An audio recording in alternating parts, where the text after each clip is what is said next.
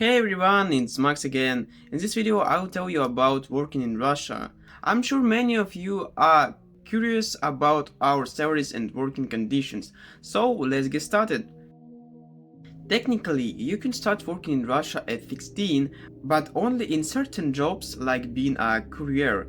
Once you turn 18, you can work in almost any field.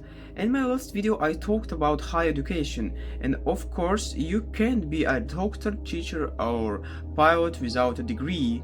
However, many jobs don't require a diploma, like being a cook, a sales manager, which I used to do, and many others. These jobs focus more on practical skills than theory. You can find a job through friends or use job search websites. Once you find a job, you go through an interview to see if it's a good fit. In most cases, the standard work schedule is either 5 days a week, 9 hours per day, 2 days on, 2 days off shift with 10-15 hours shifts.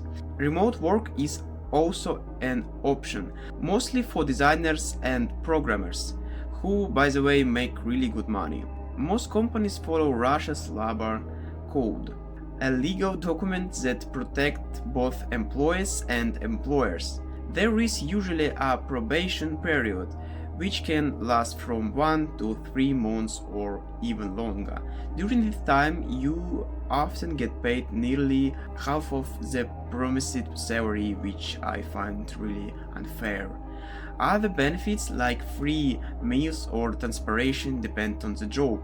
For example, in food service, workers often get free taxi rides home because they work until late at night, when public transport is no longer running.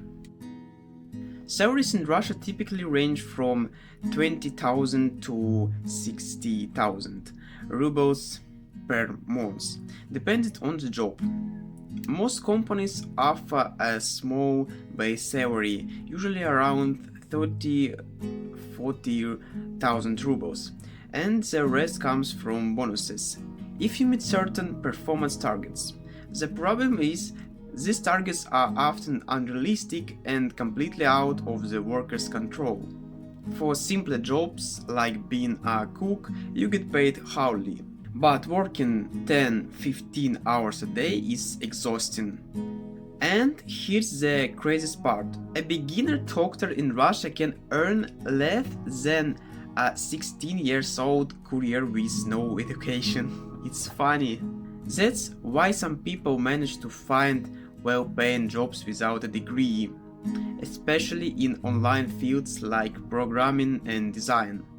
Employers have to pay them well because they simply won't work for peanuts.